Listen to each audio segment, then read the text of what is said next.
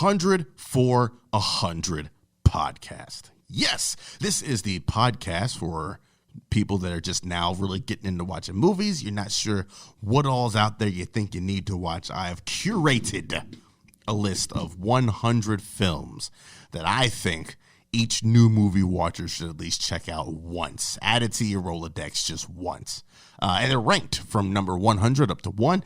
Each one of these movies is accompanied by a 100-word review, hence why it's called 100 for 100. The last episode was number 93 spot. We talked about the Texas Chainsaw Massacre, directed by Tobe Hooper. A very good movie. But today, it's a brand new day. It's a brand new 24 hours. We are staying in the horror genre with our number 92 spot. Came out in 1982. Also directed by Tobe Hooper. That's right. He has 2 back-to-back films on this list. The Poltergeist. So, let's get into this 100-word review of The Poltergeist. Listen, Poltergeist scared the hell out of me as a kid. Decades later, still does. A film about hauntings, family, and poor business ethics. Poltergeist is the story of disturbed spirits who'd rather the Freeling family not install a pool where they are laid to rest. Director Tobe Hooper does a phenomenal job establishing the family dynamics before plunging them into madness. The strength of these dynamics are what make the spectral kidnapping of Carol Ann all the more soul-crushing. A showcase of great special effects while still relying heavily on acting talent makes Poltergeist Hooper's best work yet. It took me forever to write that 100 words because this movie straight fucked me up when I was a young little tyke.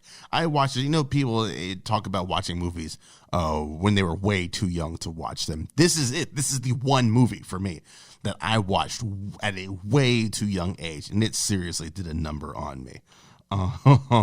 It took me a solid 3 days to write that 100-word review because I had no idea how to say what I needed to say. I don't even understand why I find it as horrifying as I do. Like, I can't put it into words. It's just a fucking terrifying concept of an entity just sucking a kid through a portal in the closet and then coming out of a portal in the ceiling. It's weird to me. It just makes no sense. The steak that moves across the kitchen counter and then bursts into maggots, and then the guy's fucking face melts away while he's in the bathroom.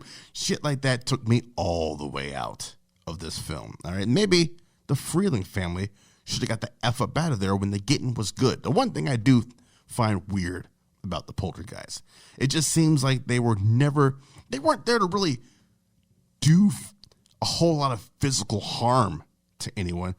They just wanted to scare the shit out of them to get them off their burial grounds. Like, I've assumed at any point they could have clapped this whole family up efficiently, but they don't.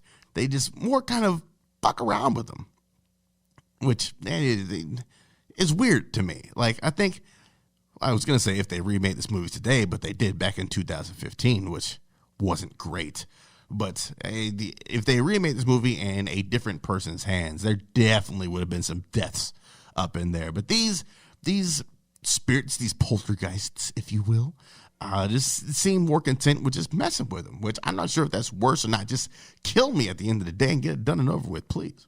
That's it. This is a shorter of the episodes because this movie straight does a number on me, and I don't want to talk about it anymore. So, in the number 92 spot, man, 1982, directed by Tobe Hooper, The Poltergeist.